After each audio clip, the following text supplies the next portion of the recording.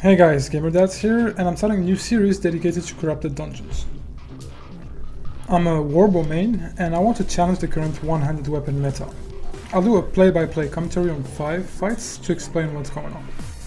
This helps me improve my gameplay, and hopefully it will help you as well. Now, keep in mind this is not a guide of any kind.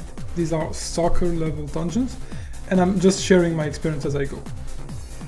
I'll try to make these on a weekly basis, so subscribe if you want to catch the next video.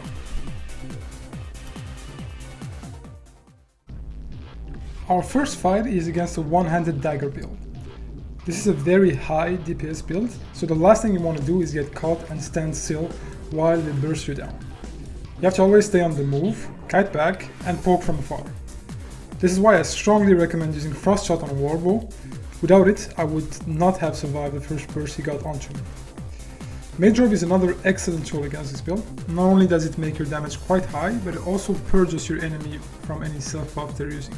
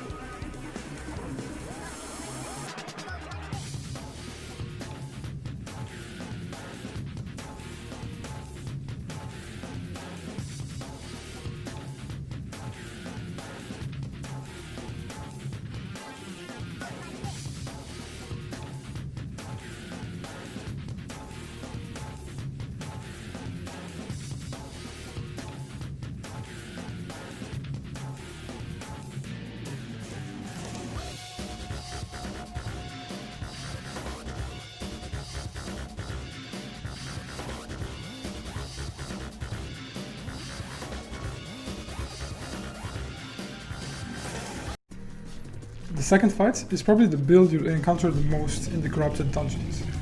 Light Crossbow with Taproot in offhand. The combo offers very high burst damage and high survivability. It's very meta, but it also has a big glaring weakness that you can use to your advantage. They have low to no mobility. Always keep your Guardian Helm to purge their E, that's a big part of the damage that goes down the drain. Careful though, their E cooldown is half your Guardian Helm cooldown, so you want to stay at bay until your heal is back. That's when you can overextend a bit. Just make sure to time your heal properly and you should be fine.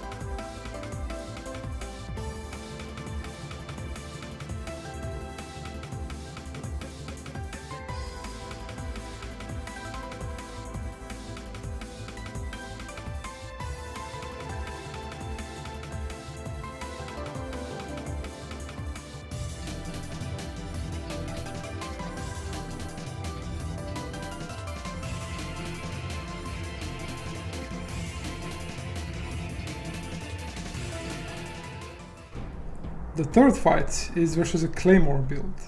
Now, this is easier I feel, first because it's a two-handed weapon and the build does not have room for the taproot. Second, it is fairly straightforward. They will try to run you down with short bursts, and in this case, go back to heal up with cabbage soup. And come back until the job is done. Now, the reason it does not work very well against Warbow is because I can kite as well as I can chase. If I keep them locked in combat, they won't be able to heal up. This is why I recommend picking up Deadly Shot and not Poison Arrow for your Q ability. The range of Deadly Shot is just too good for most of these corrupted dungeon fights.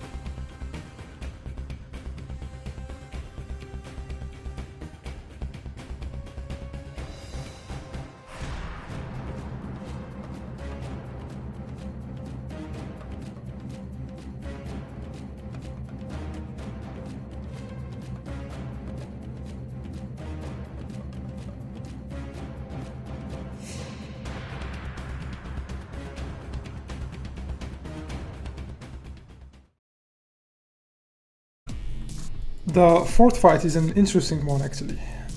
A very sneaky build that got me down to 30% HP before I could do anything. They used their invisibility potion so that I don't see them. They waited for me to be in melee range, muted me with the Demon Helm, to try and one-shot me with the combined power of the Mage Robe, the 8.2 Beef Stew, and the Bolt Casters. This is one of the reasons I always use Martlock Cape, to protect me from such builds. And you'll see at the end of this fight, it kinda saved my ass. Now, to be honest, this build is very cheesy. All you have to do is get away, regen back up, and start poking from afar.